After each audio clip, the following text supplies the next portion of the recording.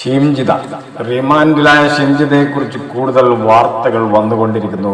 7ഓളം വീഡിയോകൾ ചിത്രീകരിച്ച് അതിനെ എഡിറ്റ് ചെയ്തുകൊണ്ടാണ് ഒരു പാവം മനുഷ്യനെ ഹത്യ ചെയ്തത് എന്ന കൂടുതൽ വാർത്തകളിലേക്ക്. ഒന്നും രണ്ടുമല്ല, ഷിംജിത ചിത്രീകരിച്ചത് 7 ദൃശ്യങ്ങൾ. ഒരു മനുഷ്യന്റെ ജീവൻ നഷ്ടപ്പെട്ട ആത്മഹത്യയിലേക്ക് നയിച്ചിട്ടുള്ള വിഷ്വലുകളുടെ ഡീറ്റെയിൽസ് ഇപ്പോൾ പുറത്തേക്ക് വരികയാണ്. ഡീറ്റെയിൽസ് എടുത്തു കഴിഞ്ഞു. 7ഓളം ദൃശ്യങ്ങളാണ് ഷിംജിത ഇത്തരത്തിൽ ചിത്രീകരിച്ചിരിക്കുന്നത് എന്നുള്ള വിവരങ്ങളാണ് പുറത്തു വന്നുകൊണ്ടിരിക്കുന്നത്. ദീപകിനെ അപമാനിക്കലല്ലായിരുന്നു ലക്ഷ്യം എന്നുള്ള യുവതിയുടെ ആരോപണങ്ങൾ തള്ളുന്ന തരത്തിലാണ് പോലീസിന് ലഭിച്ചിരിക്കുന്ന വിവരങ്ങൾ. നിലവിൽ പറയുന്നത് പോലുള്ള യാതൊരു ആരോപണങ്ങളും ഇല്ല എന്ന് ഷിംജിത ആവർത്തിച്ച് പറയുകയാണ്. താൻ അയാളെ അപമാനിക്കാൻ വേണ്ടിയോ ആത്മഹത്യയിലേക്ക് തള്ളിവിടാൻ വേണ്ടിയോ അല്ലായിരുന്നു ഇത്തരത്തിലൊരു വീഡിയോ ചിത്രീകരിച്ചത്.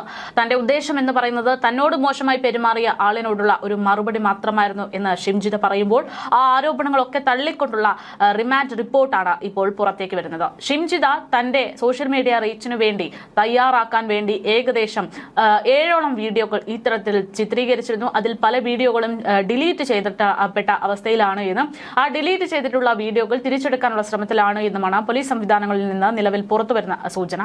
ബസ്സിൽ വെച്ച് ലൈംഗിക അതിക്രമം നടത്തിയെന്ന് ആരോപിച്ച് സമൂഹ മാധ്യമത്തിലൂടെ തന്റെ ദൃശ്യം പ്രചരിച്ചു എന്നതിൽ മനനൊന്താണ് കോഴിക്കോട് സ്വദേശിയായിട്ടുള്ള ദീപക് മരണപ്പെടുന്നത് അല്ലെങ്കിൽ ആത്മഹത്യ ചെയ്യുന്നത്. എന്തായാലും ഇയാൾ ജീവനൊടുക്കിയതുമായി ബന്ധപ്പെട്ട് പ്രതി ഷിംജിത മുസ്തഫയ്ക്കെതിരെ പോലീസ് നടപടിയെടുക്കുകയാണ്. റിമാൻഡ് റിപ്പോർട്ട് അടക്കം ഇപ്പോൾ പുറത്തുവരുന്ന സാഹചര്യമാണ്.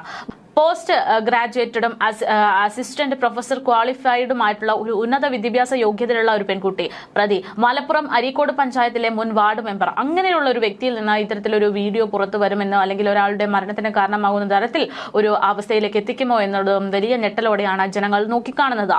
നിയമത്തെക്കുറിച്ച് മതിയായിട്ടുള്ള അവബോധമുള്ളയാളാണ് ഇവർ. നല്ല എഡ്യൂക്കേഷൻ ക്വാളിഫിക്കേഷൻ ഉണ്ട് എന്നും റിമാൻഡ് റിപ്പോർട്ടിൽ കാണിക്കുന്നു.